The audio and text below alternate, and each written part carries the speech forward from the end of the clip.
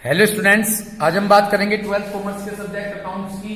और जो चैप्टर चल रहा है वो चैप्टर है dissolution of A partnership firm. आज हम इसके जिस न्यूमेरिकल क्वेश्चन को डिस्कस करेंगे वो क्वेश्चन नंबर है 4। तो 4 को स्टडी कीजिए। क्वेश्चन नंबर 4 में ये कहा गया कि क्रेडिटर्स हैं 97,500 रुपीज, कैपिटल दी गई है आपको ए और बी की, असेट में फोकस करें लैंड और building, motor vehicles, stock, debtor से प्रोविजन माइनस किया, कैश एट बैंक दिया गया है। ठीक है जी, नीचे वाली इंफॉर्मेशन बाद में पढ़ेंगे, सबसे लास्ट में आ जाइए क्या पूछा गया है। ये इस चैप्टर में एक खास बात होगी, सबसे पहले नीचे जाकर देखिए क्या पूछा गया है। आपसे कहा गया रियलाइजेशन अकाउंट बनाने के लिए, बैंक अकाउंट बनाने के लिए, पार्टनर्स कैपिटल अकाउंट बनाने के लिए। 3 अकाउंट इसलिए हैं क्योंकि लाइबिलिटीज में पार्टनर का लोन नहीं दिया गया है और करंट अकाउंट नहीं दिया गया है। तो इस क्वेश्चन में कितने अकाउंट बनेंगे? 3। सबसे पहले हम रियलाइजेशन अकाउंट तैयार करते हैं और क्वेश्चन नंबर 4 है।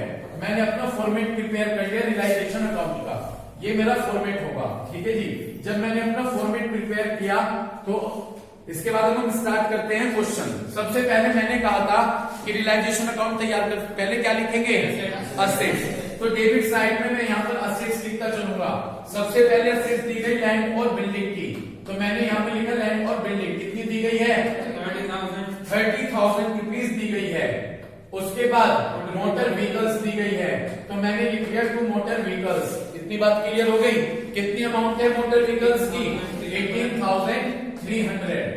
उसके बाद स्टॉक दिया गया है, तो मैंने यहाँ पे लिख दिया 2 स्टॉक। स्टॉक है भाई हमारे लिए 72,800 रुपीज। उसके बाद हमें क्या दिया गया है? डेटर्स। और देखिए डेटर्स में से क्या माइनस किया है? प्रोविजन किधर ट्रांसफर हो जाएंगे?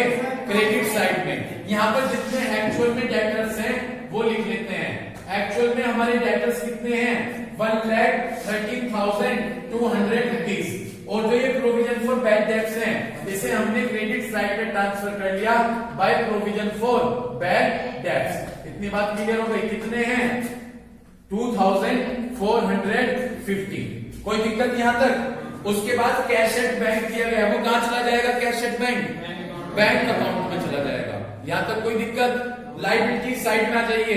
लाइबिलिटीज में क्या दिया गया है? कहां लिख दूं? बाय साइड में। तो मैंने यहां पर लिख दिया बाय क्रेडिटर्स। कितने हैं क्रेडिटर्स? क्रेडिटर्स दे गए हैं 97,500 रुपीज। इतनी बात क्लियर हो गई?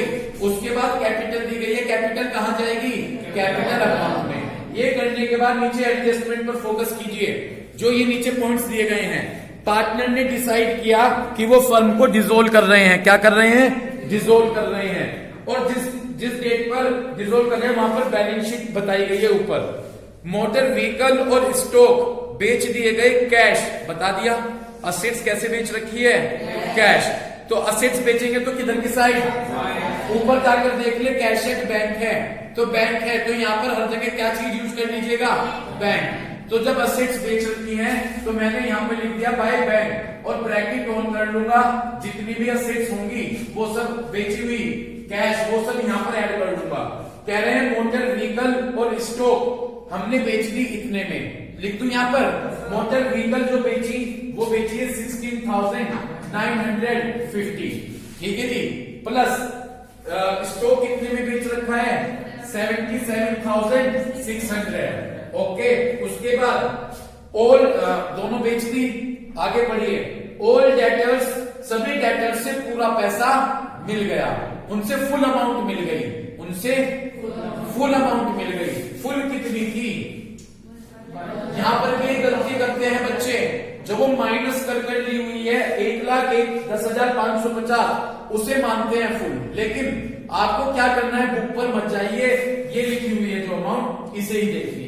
ठीक है, जब आप ये असेट्स और लायबिलिटीज लिख लें तो फिर ऊपर ना जाए बैलेंस शीट में, लगातार इस वैल्यू को चेक करें। ओके। वो कह रहे हैं कि डेटर से पूरा पैसा मिल गया तो प्लस कर दिया 1,13,200। कोई दिक्कत? भाई बता दोगे दिक्कत हो तो? नेक्स्ट, लैंड और बिल्डिंग सोल्ड की गई 43,500। ये तो नहीं कहा पार्टनर ने लिया है, बस ये कहते सोल्ड, तो यहीं पर ऐड कर देता हूं। कितनी ऐड हो जाएगी? 43,500। इतनी बात क्लियर हो गई? बस जी, ये हमारी सारी एसेट्स थी जो उन्होंने बता दी। जब मैं ये चारों एसेट्स का टोटल करूंगा तो ये टोटल आ जाएगा 2,51,250। तो मैंने बाहर टोटल लिख दिया 2,51,250। ये हमारा टोटल आ गया इनका। इतनी बात आपकी क्लियर हो गई? यहां तक कोई दिक्कत? आगे चलिए। Creditors were paid off subject to discount of ₹1700। जब क्रेडिटर्स का पेमेंट करेंगे तो 1700 रुपए कम करा जाएगा। ठीक, कहां लिखूं कशिश? To side. क्या लिखूं? कैश लिखूं, बैंक लिखूं या पार्टनर का नाम लिखूं? कैश। किस चीज का यूज करें? बैंक। तो बैंक लिख लेंगे। जब एक बार जो चीज यूज करें वो लिखते चले जाइए। तो टू साइड में लिख दूं टू बैंक अकाउंट। ओके। अगर पार्टनर करता तो फिर पार्टनर का नाम लिख देते। ब्रैकेट में लिख दिया क्रेडिटर्स पेड। इतनी बात क्लियर हो गई? क्रेडिटर्स पेड कितने रुपए कम में किया है? यहां पर देखें, क्रेडिटर्स से 97,500, इसमें से 1700 रुपए माइनस कर दीजिए। तो जब इसमें 1700 रुपए माइनस करेंगे तो 95,000 कितना जाएगा? 800 रुपीज आ जाएगा। शायद देखता हूं मैं, ये आ जाएगा जी 95,800 रुपीज। बिल्कुल, कितना आ जाएगा? 95,800 रुपीज। समझ गए कैसे आई है? इसमें से 97,500 से माइनस कर दिए। आगे चले। रियलाइजेशन के एक्सपेंसेस 1250 रुपए हैं। जितने भी खर्चे होते हैं मैंने कहा था उनको डेबिट साइड में लिखिएगा। तो मैंने यहां पे लिख दिया टू बैंक अकाउंट ब्रैकेट में realisation expenses. Okay, realisation expenses कितने बताए? कितने हैं खर्चे? 1250 रुपए। इतनी बात क्लियर हो गई? अब एक चीज जब सारा तैयार कर लेंगे, लास्ट में आ जाए, बिल्कुल एक बात दोबारा से याद रखिएगा, ये चेक कीजिएगा किसी लाइबिलिटीज का पेमेंट करना तो नहीं रह गया है। ये आपको जरूर ध्यान रखना है। सारा क्वेश्चन लिखने के बाद जब आप कर लें रियलाइजेशन, क्या याद करना? कि किसी लाइबिलिटीज का पेमेंट करें। भाई लाइबिलिटी एक थी बस, क्रेडिटर्स, और उनका ही पेमेंट हो गया है। ठीक है जी, बात क्लियर हो गई? बस जी, अब हम क्या चेक करेंगे कि प्रॉफिट हुआ है या लॉस। ठीक है जी। नीचे यदि आंसर में देखें तो क्या बच रहा है? प्रॉफिट बच रहा है। ठीक, प्रॉफिट कब बचेगा? जब किधर का टोटल ज्यादा होगा? क्रेडिट साइड का। तो यदि क्रेडिट साइड का टोटल एक्सिस है, ठीक है, तो यहाँ पर प्रॉफिट बचेगा। वो प्रॉफिट हम डिस्ट्रीब्यूट कर देंगे किसमें? वो प्रॉफिट हम डिस्ट्रीब्यूट कर देंगे पार्टनर्स में। कौन कौन है पार्टनर्स? ए और बी। ठीक है भाई? ठीक। अब इसके लिए सबसे पहले हम टोटल लगाएंगे। जब हम टोटल लगाएंगे दोनों तरफ का, तो ये टोटल आ जाएगा इधर का क्रेडिट साइड का 3,51,200। 3,51,200। इसमें से ये जब सभी माइनस करेंगे तो यहां पर प्रॉफिट आ जाएगा 19,850। 19,850 ये प्रॉफिट आ जाएगा। कोई दिक्कत? पक्का कोई दिक्कत नहीं है? ठीक। अब इस प्रॉफिट को जो उनका रेशो दे रखा है, क्या रेशो है? 3:2, उसमें डिस्ट्रीब्यूट कर देंगे तो ये आ जाएगा 11,910 और दूसरा आ जाएगा 7,940। इतनी बात क्लियर हो गई? 11,910 और 7,940। समझ गए? बस इसके बाद दूसरा अकाउंट कौन सा क्या रखा है बनाने के लिए? Capital account. अब इसके बाद अपना नेक्स्ट अकाउंट हम प्रिपेयर करते हैं। नेक्स्ट अकाउंट हमें कहा गया है कैपिटल अकाउंट प्रिपेयर करने के लिए। ठीक है, कैपिटल का फॉर्मेट तैयार करते हैं। कैपिटल अकाउंट, क्या बात हो गई? पुराना है कवरिंग बोर्ड। तो फॉर्मेट क्या बनेगा? पर्टिकुलर ए और बी। पर्टिकुलर राघव, जितने मन में पूरे 5 स्टेप 4 स्टेप बताए, बोलते चलो। फिर बीच में रियलाइजेशन काउंट भूल गए। तीसरा एक्यूमुलेटेड प्रॉफिट और लॉस। और चौथा यहां से चेक करो उसमें किसी पार्टनर की, बहुत सिंपल सा है, सर समझ में नहीं आई। चलो बात नहीं। ठीक, चलो कोई बात नहीं। तो पर्टिकुलर कौन कौन पार्टनर? ए और बी। पर्टिकुलर ए और बी। इतनी बात क्लियर हो गई? तो सबसे पहले जब हम स्टार्ट करेंगे, सबसे पहले क्या लिख दूं इनकी? कैपिटल कहां मिलेगी? लायबिलिटी साइड में। तो हमने लिख दिया वहां पर बाय बैलेंस ब्रोक डाउन। कितनी कैपिटल दी गई है? 85 और 63, 85,000 और 63,000। कोई दिक्कत? दूसरा स्टेप रियलाइजेशन का प्रॉफिट और लॉस। यदि आप चेक करें प्रॉफिट बचा हुआ है तो प्रॉफिट होगा तो बाय साइड में, बाय रियलाइजेशन अकाउंट। कितना? 11,910 और 7,940। सही। तीसरा स्टेप एक्युमुलेटेड प्रॉफिट। जाकर देखो अपने इसमें लायबिलिटी साइड में, यहां पर कोई एक्युमुलेटेड प्रॉफिट का आइटम दिया गया है क्या? इसमें चेक करो जाकर। यदि आप इसमें चेक करें तो यहां पर कोई एक्युमुलेटेड प्रॉफिट का आइटम नहीं है। उसके बाद चेक करें एक्युमुलेटेड लॉस का आइटम कहां मिलेगा? असेट्स में। एक्युमुलेट है नहीं। चौथा स्टेप रियलाइजेशन में जाकर चेक करो कि किसी पार्टनर का नेम तो नहीं है, टू और बाय दोनों में। यदि मैं चेक करूं यहां पर नहीं है, यदि यहां चेक करूं नहीं है तो नहीं। बस ये 4 स्टेप ये बताइए अभी तक नहीं है तो बस अब क्या कर दें, यहां पर कुछ नहीं है इधर, तो यहां पर क्या लिख देंगे? To bank. उस टू बैंक का मतलब क्या होगा कि पार्टनरशिप फंड पार्टनर को पे करेगी। ठीक है ना? तो यहां पर मैंने लिख दिया टू बैंक अकाउंट। क्या लिखते हैं यहां पर? To bank account. इसके बाद मैंने टोटल कर लिया दोनों तरफ के।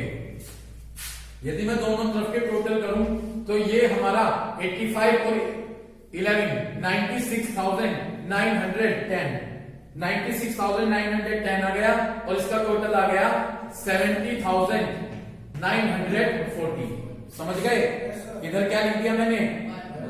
To bank. बस ये दोनों इधर लिख दिए 96,910 और 70,940। और बस हमने यहां पर भी लिख दिया इसमें, क्योंकि यहां कुछ नहीं है, ये हमने यहां पर दोनों चीज लिख दी। इस टू बैंक का मतलब क्या है? पार्टनरशिप किसको पे करेगी? पार्टनर्स को। इतनी बात क्लियर हो गई? तो इसके बाद ही हमने अपना प्रिपेयर कर लिया कैपिटल अकाउंट। इसके बाद हमें तीसरा अकाउंट कौन सा बनाने के लिए कहा गया है? Bank account. तो हमने यहां पर लिख दिया बैंक अकाउंट।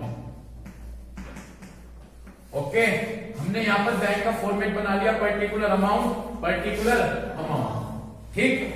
जब मैंने कहा था कि बैंक अकाउंट बनाएंगे सबसे पहले बैंक का बैलेंस लेकर आएंगे। उसके लिए असेट्स में जाकर देखें कैश एट बैंक दिया गया है, क्योंकि असेट्स का बैलेंस डेबिट होता है। तो यहां पर हम डेबिट साइड में लिख देंगे क्या? To balance brought down. To balance brought down कितना दिया गया है? 13,650। कोई दिक्कत? तो बैलेंस लिखने के बाद, अच्छा एक बात हो रहा है, मैं यहाँ पर एक बात और शेयर करूंगा आपके साथ। कभी कभी क्वेश्चन में दोनों चीज होंगी, कैश इन हैंड भी और कैश एट बैंक भी। तो क्या करिएगा, यहाँ पर दोनों चीज जोड़कर लिख दीजिएगा। यहाँ पर जो बैलेंस लिखेंगे दोनों का टोटल कर दीजिएगा। समझ गए? ठीक। आएगा क्वेश्चन जब देख लीजिएगा, जब है ना। तो हमने सबसे पहले इस बैलेंस को लिख लिया। इस बैलेंस को लिखने के बाद मैंने कहा था पहले अकाउंट से स्टार्ट हो जाइए और देखते चलिए बैंक है क्या। यदि मैं यहाँ पर चेक करूं 1 2 कितनी बार बैंक है? 2 बार। तो 2 में है तो किधर लिख दूं? बाय। तो मैंने यहाँ पर लिख दिया बाय रियलाइजेशन अकाउंट। ठीक है जी, बाय रियलाइजेशन अकाउंट। कितनी अमाउंट है? 95,800। ओके। उसके बाद दूसरी अमाउंट क्या है? 1250। तो मैंने लिख दिया बाय रियलाइजेशन अकाउंट। ठीक है जी, 1250 रुपए। यहां तक कोई दिक्कत? इसके बाद कौन से अकाउंट पर जाए? कैपिटल। टू बैंक है तो किधर लिख दूं? By side. ठीक है जी, तो बाय साइड आ जाएगा यहाँ पे। इधर ले रहा है, मैं यही तो सोच रहा हूँ, ये वाला तो देखा ही नहीं अभी। इधर बाय बैंक है तो इसे किधर लेकर आए? यहाँ पर टू साइड में, टू रियलाइजेशन अकाउंट। ये हमारा आ गया 2,51,250। समझ गए? तो एक एक अकाउंट के डेबिट और क्रेडिट दोनों साइड देखते चलिए।